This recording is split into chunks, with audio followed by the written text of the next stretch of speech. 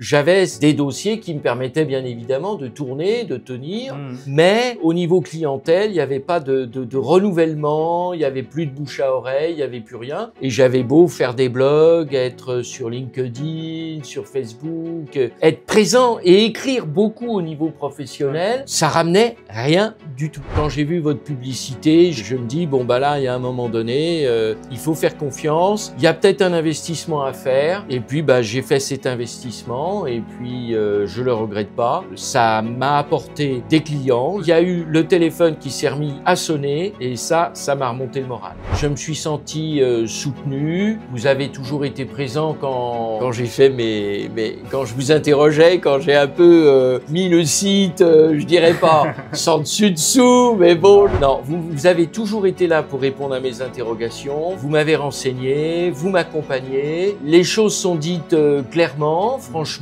avec tact même, et il y a une bonne entente.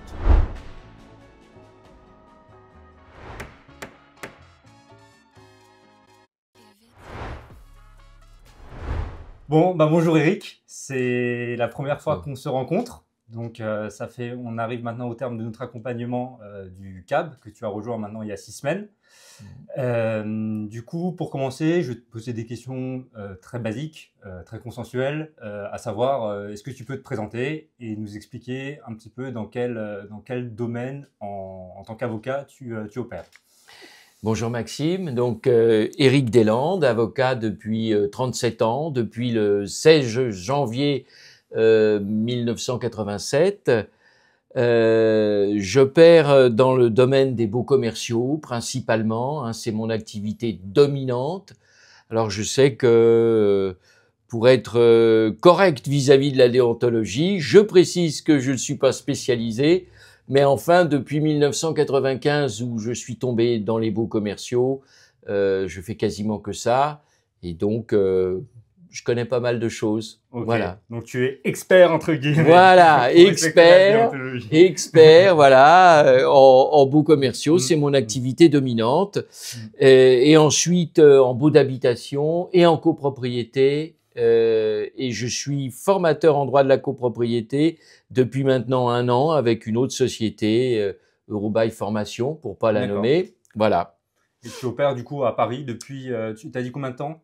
Depuis 1 an. Depuis un an, je suis régulièrement appelé pour des formations et j'ai dû faire une trentaine une bonne trentaine de séances de formation en droit de la copropriété.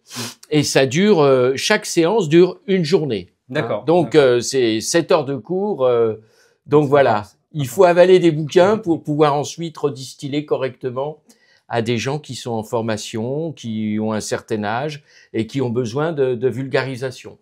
Et donc ça c'est sur la partie formation. Et en tant qu'avocat, donc avocat à Paris, depuis, tu l'as dit, depuis combien de temps? Depuis 37 ans, depuis le 16 janvier 1987. Et j'avais d'ailleurs débuté avec un avocat extraordinaire qui est décédé depuis.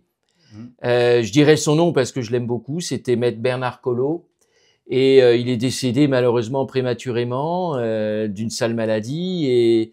Et c'était un homme qui m'a beaucoup apporté, qui m'a mis le pied à l'étrier et qui était justement très respectueux de la déontologie. Et ce qui m'avait frappé, c'est que c'était un bosseur. Okay. Et j'ai compris qu'on ne pouvait pas réussir sans travailler d'arrache-pied, quoi. Et c'est lui donc qui t'a donné vraiment envie de foncer, de foncer dans le métier. Et en même temps, c'était un grand ponte de la copropriété et des baux d'habitation à l'époque. Et donc, il m'a donné du goût pour la gestion immobilière, quoi, tout simplement. Ouais. J'imagine, comme dans n'importe quel domaine, il faut beaucoup travailler. Énormément. Mais parfois, ça suffit pas. Oui. Et même si on est de bonne volonté, qu'on met de l'intensité et qu'on est bon dans ce qu'on fait, je me rappelle du coup que la première fois qu'on s'est appelé, bah, tu m'as expliqué que tu étais dans une situation un petit peu compliquée. Oui.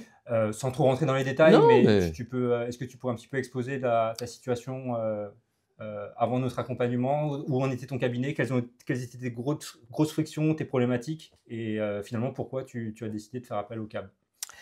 Bien, ma problématique était que le cabinet était presque au point mort, en ce sens que le téléphone ne sonnait plus, la clientèle n'arrivait pas, ne m'appelait pas.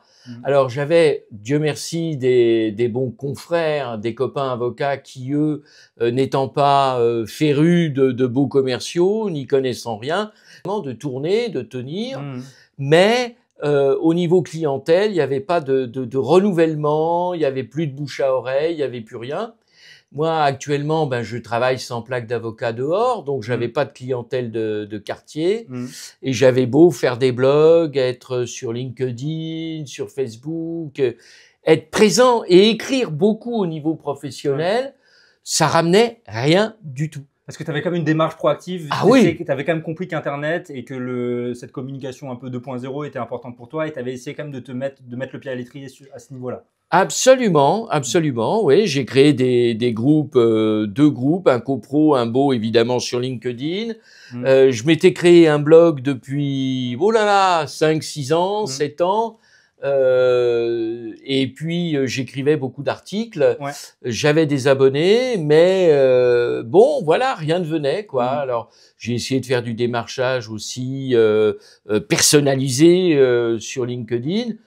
Là, pas de répondant non plus. Donc, quand j'ai vu votre publicité, je dois dire que j'ai pas réfléchi. J'avais, je me dis là, il y a un moment donné, il faut faire confiance. Il y a peut-être un investissement à faire. Et puis, j'ai fait cet investissement et puis je le regrette pas parce que ça m'a apporté des clients. Le téléphone s'est remis à sonner. Alors, même s'il y a pas mal de difficultés à faire ce que vous appelez, vous les jeunes, du closing, même s'il y a pas mal de difficultés parce que les personnes voudraient un peu le mouton à 5 pattes, tout avoir comme, que je peux comprendre, mais ils s'imaginent qu'on est des dictionnaires, ils ont un peu pris l'habitude, je demande, j'ai ma réponse, et ils oublient le côté financier de l'avocat, voilà. Donc, il y a eu le téléphone qui s'est remis à sonner, et ça m'a remonté le moral. Voilà. Et donc, du coup, donc on a commencé à travailler ensemble. Donc, nous, ce qu'on a fait, et ce qu'on fait avec tous les avocats qu'on accompagne, ça passe bien évidemment au départ par un site internet. Donc, bien sûr, comme on le dit à tous, un site internet seul ne suffit pas. Donc, ce qu'on a mis en place avec toi, c'est un système d'acquisition complet pour pouvoir adresser des problématiques de manière bien spécifique, à savoir des problématiques que tu souhaites adresser, donc dans la copropriété et dans les baux commerciaux. Et donc, à partir de là, tu as rapidement eu déjà des nouveaux appels. Alors, on le dit toujours aussi à nos avocats, au départ, l'important, c'est de pouvoir tester. Donc, on a beaucoup échangé ensemble parce qu'on t'envoyait effectivement des appels et on a dû recalibrer, ajuster en fonction de la qualité des appels que tu recevais, qui forcément au départ ne sont pas toujours exactement dans la cible.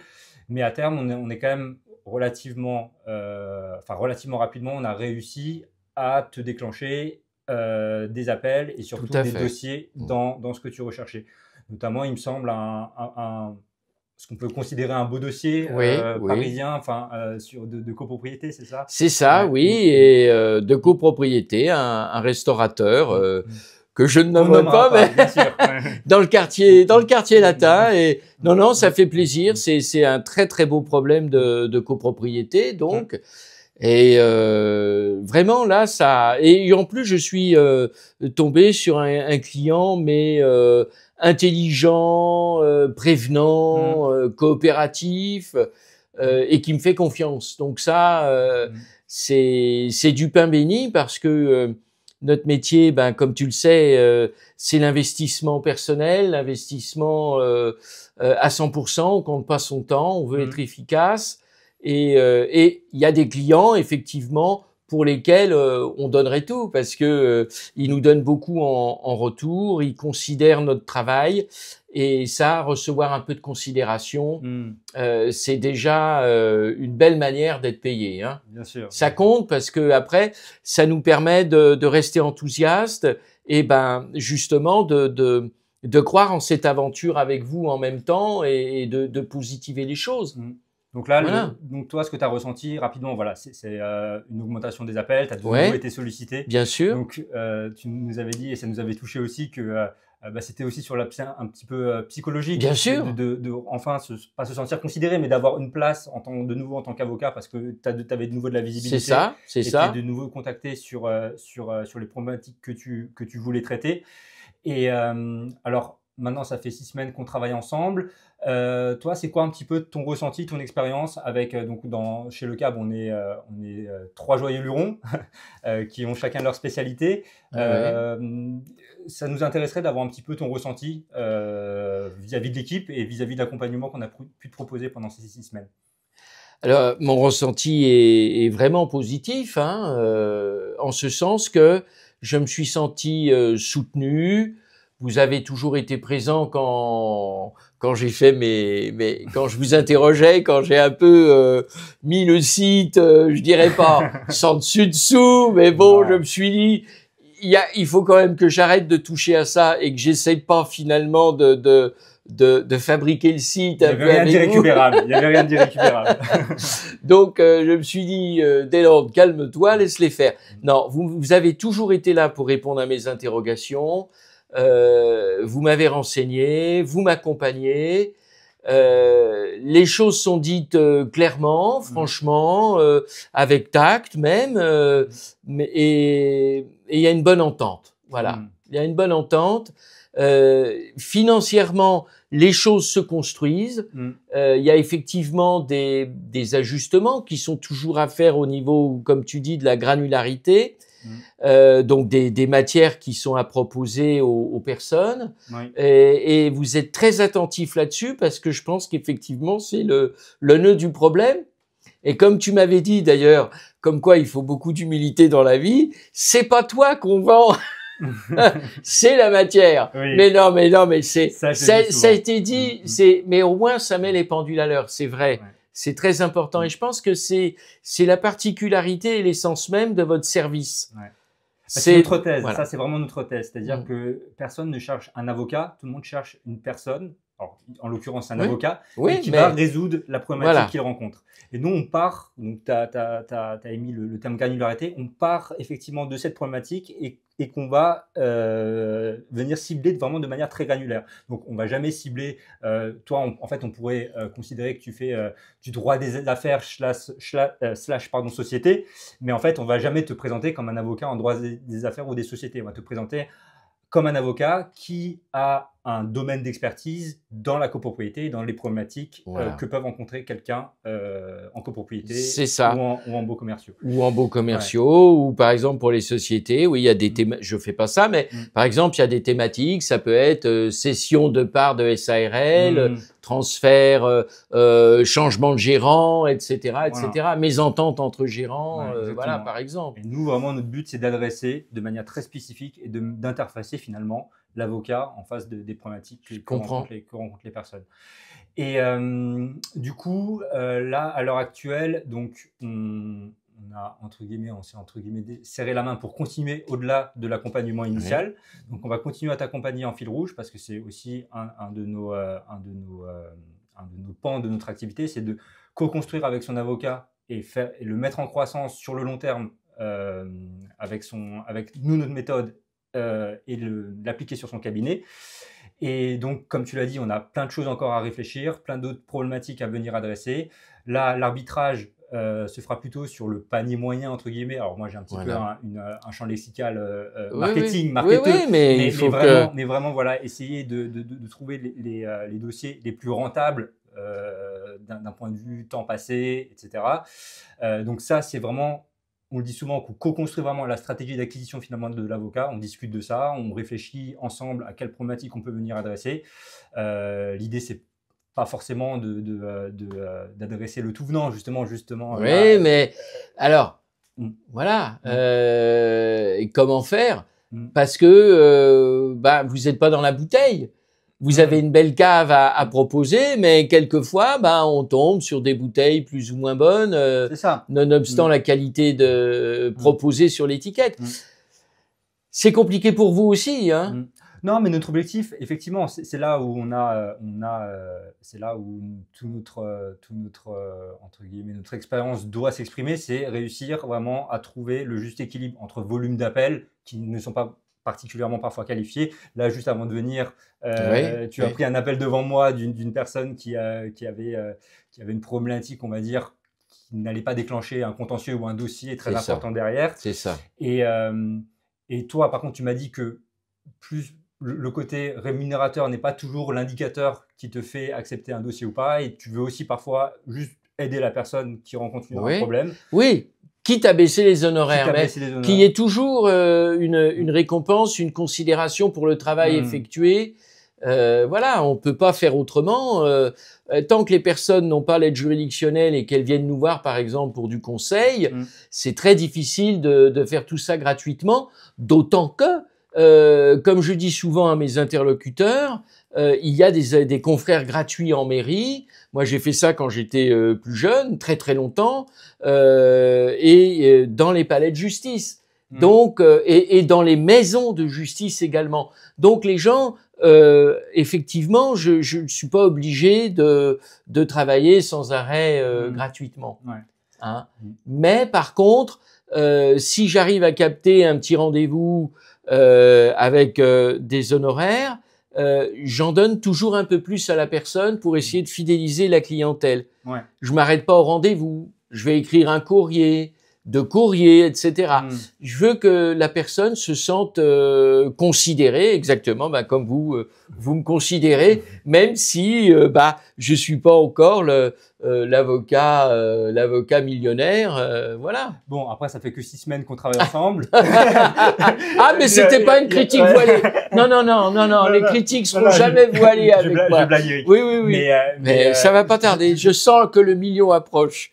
Voilà. Nous aussi, on a une déontologie, on ne peut pas s'organiser sur le résultat, mais oui, bien sûr. Ça, j'avais bien compris. On soupçonne quand même qu'il y a du potentiel sur tes problématiques. En plus, tu opères à Paris.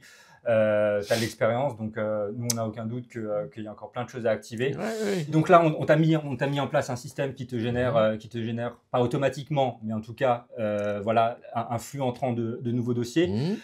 Donc par rapport à ta situation antérieure avant de travailler avec nous, on est d'accord qu'il y a vraiment, tu sens vraiment une différence et que actuellement tu ne voudrais pas, par exemple, qu'on arrête, qu'on coupe ce qu'on a mis en place pour toi. Non, absolument. Moi, je vais continuer le plus longtemps possible, tout le temps, si nécessaire, parce que et si je peux, effectivement, s'il y a une augmentation de volume de dossiers, que moi aussi c'est à moi d'adapter. Comment dirais-je mes honoraires, c'est à moi d'adapter mon mode et donc les codes évidemment de communication avec les clients, et si j'arrive à bien manager, à avoir du closing comme on dit, moi je continuerai effectivement. Alors, il faut que j'augmente moi-même mon volume d'affaires, que j'ai plus de dossiers, que j'ai plus d'honoraires. Mais c'est vrai que ça retire un souci à l'avocat. Moi, je pensais c'était extraordinaire en gain de bien-être. Et ça, je le dis. J'ai eu cette chance de m'en sortir, d'avoir été épaulé, de pas être seul dans ma vie privée. Voilà, j'ai de bonnes relations, j'ai pas de soucis majeurs actuellement au niveau vie privée, et j'ai comment dirais-je, je ne viens pas d'une situation où tout était perdu. Je me suis jamais senti perdu. J'ai toujours rebondi. J'ai fait des blogs, je suis resté sur LinkedIn, etc. Mais là, c'est comment vous expliquer, même en étant déjà bien dans ma peau, je le suis encore mieux. Voilà, c'est bête à dire, c'est ça que j'arrivais pas à verbaliser. T'étais actif. Mais j'étais actif, mais là j'ai encore plus envie d'être actif. J'ai envie de prendre les choses à bras le corps, et je bosse, je me perfectionne sans arrêt, et j'essaye de livrer la meilleure qualité de travail, quoi. Alors je suis désolé d'avoir un peu savonné, mais ce que je voulais expliquer, c'était que pour quelqu'un qui était juste bien, dynamique. Là, je suis encore surdynamisé, en quelque sorte. C'est quelque chose que j'avais pas ressenti. Puis c'est grâce à vous, je vous dis, votre équipe. Il y a Benjamin, il y a toi, et puis Benoît, voilà. Qui a créé ton site internet. Et qui voilà, voilà. Benoît que j'ai bien embêté. Et voilà. Non, on se sent épaulé. Ça. Moi, je travaille seul, donc. Finalement, tout ce que tu essaies de mettre en place sur ta communication, tu le faisais un peu au hasard entre guillemets. Oui, au hasard, tout seul, voilà, tout seul. Bon, moi, j'ai mes enfants, ils m'aiment bien, mais ils sont grands, donc ils s'occupent plus de leur père, voilà. Et puis, il y avait quand même un peu de solitude au niveau du boulot, quoi. Et donc, comme c'est les 9/10 de mon temps, quasiment, malheureusement, eh bien, j'aimerais partir un peu plus en vacances. Eh ben, on se sentait seul quand même. Ouais, c'est pas évident et on est tous victimes de ce genre de solitude. Avec le palais, le nouveau tribunal qui a éloigné les confrères. Avant, on était tassés dans l'ancien palais, enfin dans le palais qui est devenu maintenant la cour d'appel et qui demeure la cour de cassation. Et cet ancien palais, on y croisait les copains. Donc, on avait un coup de solitude, on y allait 10 minutes à pied. J'étais au palais et on croisait mais tous les amis, on n'arrêtait pas. Et ça brassait aussi un peu du dossier. Ah, ça pouvait brasser des dossiers, mais bien sûr. Ouais, mais ça, c'est une pratique qui a un peu disparu. Ça, mais maintenant, c'est plus difficile. Les couloirs au tribunal sont immenses et on se croise plus comme avant. Voilà, quoi. Donc je comprends quoi. Il y a moins de passes entre confrères, quoi. Oui, parce que je pense que ça tient à la configuration matérielle des lieux. Avant, on se rejoignait au vestiaire, au palais de justice, près du quai de Corse, et donc il y avait la cour d'appel, les chambres des tribunaux et la cour de casse, mais surtout cour d'appel et tribunaux. Là, on était entassés. Ouais, je comprends. Et donc là, c'est quoi tes objectifs? Donc on va continuer à travailler ensemble. Là, si tu avais une petite lampe et un petit génie pouvait sortir, tu souhaiterais quoi là sur les 9 prochains mois qui arrivent pour ton cabinet? Tu te souhaiterais quoi? Ah, je me souhaiterais encore plus de dossiers, pouvoir mieux sélectionner des dossiers avec des problématiques. Elles sont toutes importantes, hein, mais en termes de faisabilité et en termes de, comment dirais-je, de travail qui peut rapporter, c'est ce que je me souhaite. Voilà, un peu plus de ce genre de dossier. Bien sûr, il faut faire du social, mais quand quelqu'un vient vous voir, comme ça a été souvent le cas en matière de baux d'habitation, quand quelqu'un vient vous voir en disant j'ai reçu un commandement de quitter les lieux et que vous demandez vous avez fait appel du jugement d'expulsion, non, j'ai pas fait appel, vous regardez les définitifs, etc. Voilà, c'est des dossiers cruciaux, très difficiles à traiter, mais qui malheureusement en termes monétaires ne sont pas à la hauteur de la difficulté. Bien sûr, je comprends. Et c'est ça qu'on va travailler ensemble. On va co-construire, enfin on va réfléchir à cette équation entre volume. Bien sûr il faut que les problématiques aient du volume, que le problème soit quand même suffisamment large pour que ça génère suffisamment d'appels aussi sur les campagnes qu'on met en place dans ta communication. Mais c'est vraiment notre prochain grand challenge, c'est-à-dire de chercher, de consolider ton panier moyen, de l'augmenter et de vraiment aller à l'essentiel en termes de problématiques à adresser sur tes campagnes et pour ton cabinet. Voilà, je te remercie et pour ce qui me concerne, je recherche pas systématiquement le dossier merveilleux, cas d'école, cas d'espèce, peu de travail, beaucoup d'honoraires. Et je recherche plutôt un équilibre quelque part, de façon justement à pouvoir traiter ces dossiers plus sociaux. Hein. Il faut un équilibre. Parce que ce ne sont pas les dossiers sociaux qui, malheureusement, me permettront de payer l'URSSAF, la retraite, etc., quoi. Okay. Voilà. Voilà. Bah, écoute, on va tous travailler dans ce sens-là. Et en tout cas, nous, c'est vraiment un plaisir de t'accompagner. Nous, on le dit souvent, hein, on n'a pas la capacité de juger si un avocat est bon ou pas dans son domaine. Mais par contre, ce qu'on peut juger, c'est la relation qu'on a avec lui. Et voilà, on dit toujours l'humain passe souvent avant le reste. Et c'est souvent ça le vecteur qui donne envie de continuer à travailler ensemble. Donc, en tout cas, ce sera un plaisir de t'accompagner, Eric. Merci Maxime. Merci à toi. Merci à vous trois. Merci.